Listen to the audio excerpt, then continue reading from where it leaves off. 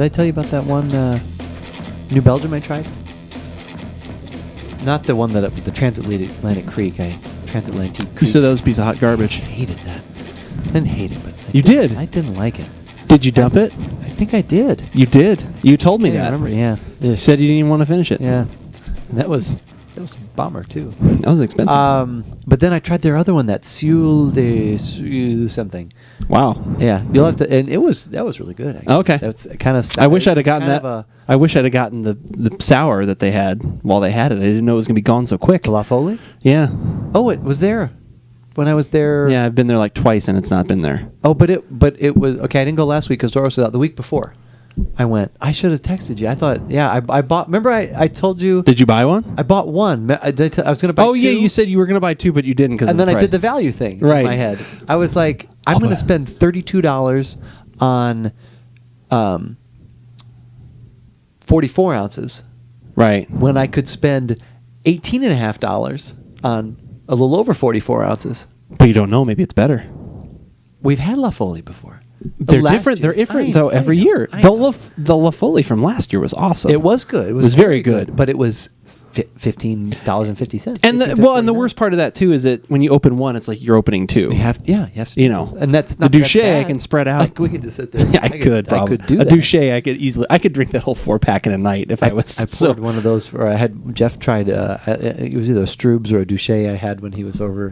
Which was we it? had a family. I think it was a Stroobs. Oh, okay. And he tried it and he was like, I just don't like that taste. Like, and you're all, then give that back to me because that's $5. He tried mine. Oh, okay. Oh yeah. No, I was like, try it because he smelled it and he tried. Yeah. That's No. funny. I was like, no. It's almost like the conversation we've had about we know what kind of guest you are depending on what kind of booze. I'm not going to pour you one until you either tell me you're a sour fan or I know that you're healthy so I can drink it if you don't like it. So, anyway. And not that this is a sour beer. No. But it could be. It could be. It could be. We're very hopeful. I know in my head what I'm hoping it'll be similar to, but I'm open to anything. We are open to anything, and that's what's great about Dogfish is they're always bringing you anything and everything. That's true. And that's what we've got for this Give It a Shot. I'm Andrew. And I am Keith, and the beverage we are about to... Oh. It is true. It is the beverage. But I forgot to say we're AboutBeverages.com. We are. We're all those things. I'm Keith, and we're AboutBeverages.com. There we go. And the beverage we're about today is Noble Rot. From Dogfish Head. Yes, very excited. Out of Delaware. They are from Delaware. This is a Saison-like esque science project, I think is how they describe it on their website. And they use Noble Rot, which is like grape must. Well, Noble Rot is actually grapes that have gotten fungus. Okay, or molded. That's right. There's a fungus that they like. Yeah. What was the name? The botrytis or botrytis. Yeah, they've been botricized. Okay. So they've gotten this fungus, which kind of helps. It says takes out some of the water content, so it intensifies the sweetness.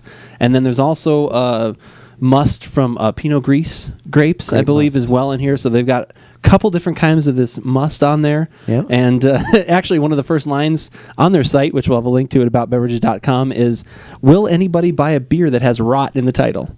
The answer is yes. Yes. The answer is yes when it comes from Dogfish. Yeah, absolutely. That is when we take a leap for a beer that is $12 to $13. Yeah. Well, and Noble Somewhere in Rot that range. is a wine term. And it is okay. Yeah, Noble Rot. It refers to, like I said, the grapes that have this.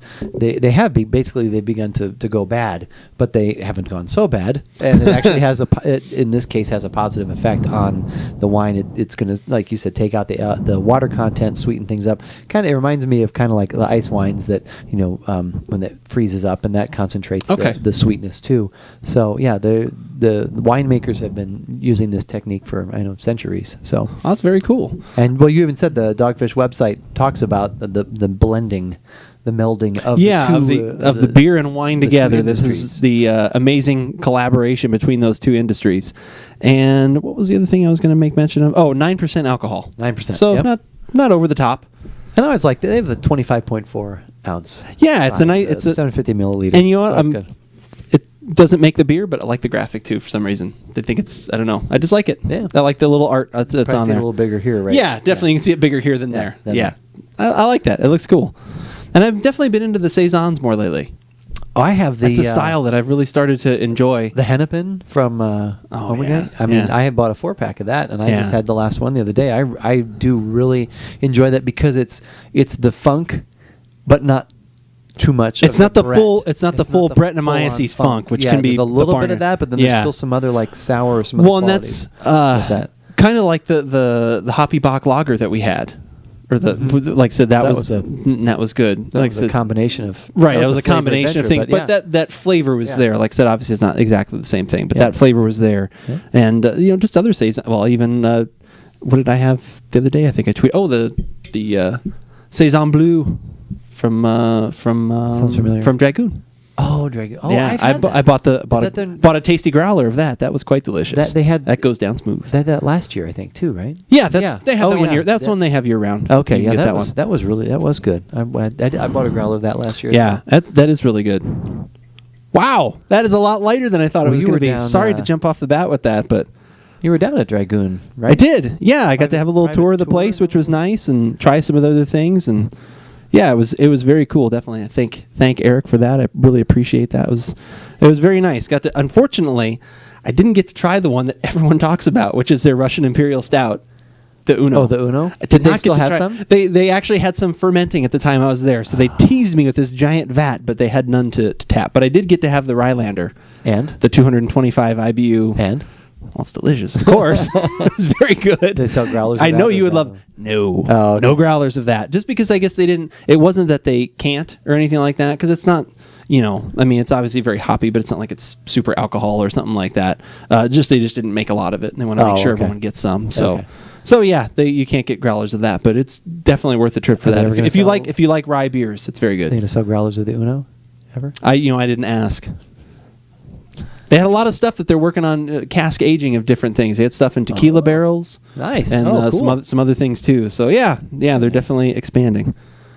I mean, that is literally like a white wine. That is a light, That is like a Pinot Gris or a Pinot Grigio or something like that. It has a little carbonation in there, but yes, if you take that out, and take off the foamy head, then yes. Yeah, that is if you remove the beer component, dare I say. And then you've got an oaky Chardonnay look there. It's probably not quite that dark. Even not that dark, yeah. That's why I thought of more of like maybe a Sauvignon Blanc, that kind of color, that kind of even a little. We're splitting hairs, but we are splitting hairs, aren't we? Yeah, because I was going to say something else. I'm like, yeah. Let's talk about it for another 3 minutes on the color. No, let's get on to the fun. Let's get to the aroma. There's a weird funk in there. It's a food funk, almost. Do you get that? Okay, it's not jumping out at me then. If you're saying you're getting that one, because I get the grape sweet a little bit, and then after it there is some sort of like the Belgian saison kind of thing, like the Belgian yeast kind of. Best thing I can come up with is liverwurst. Wow, the spice is probably from a liverwurst. I wish Eric was right here right now. Eric would love the liverwurst. As do I. Do you like liverwurst? I love liverwurst. Oh, okay. I wasn't sure if that was like a negative. So it's a positive. Oh, that's a positive. Oh, okay, great. It's weird in a beer, but it's a positive. I'm not. But it's not. I get what you're saying a little bit. And actually, now that you say that, I get a little bit of that because it's like some of the spices that are in there. Maybe like that combination of. I don't know what is actually in liverwurst. I just remember having. Well, it's liver. Kid. Well, I had a feeling it was that. But I don't know what other spice wise in there. That's. I kind of get what you're saying a little bit. That's probably the must. I'm going to guess that's probably a little of the rot and the other things that are going on in there. You think about when I think about rot, I always think about like wood that's kind of gone, that's rotting. So it's got that kind of aroma to it of like wet, damp, little dank, perhaps. Oh no, Mo, not the dank, Mo. What's that? The Simpsons. I'm finally gonna have to get rid of the dank. Oh, Mo, not the dank, not the dank, Mo. No, I don't know if I've seen that one. No, that's one of my favorites. No, it's an old one. Oh, it is. That's one of my favorites. But she's talking about changing over Mo's Tavern, and he's like, "I finally have to get rid of this and that, and maybe even the dank." Oh, Mo, not the dank, not the dank, Mo. So I think it's where he changes the bar into like something completely different. I don't know if I'll be able to find that. Hello, St. Louis. Stephen, we're in Springfield. Okay. Oh no, it's not. Okay. I don't think so. I just remember that part, and I just always it's called the Flaming Mo. Get rid of the dank. Awesome. Get rid of the dank. I love the aroma though. It's a little more subtle than I thought. You kind of read all the things that are on there. You get a little bit too involved in that. I thought the sweet was even going to jump out a little more, but it's very balanced. It's almost, yeah, and now it's changing. Actually, it's that's mellowed out a little bit more, and now it's almost reminding me of something like a spice. There's almost like a spicy. Yeah, I think so. So, but I can't wait any longer. I know, I can't either. Try it.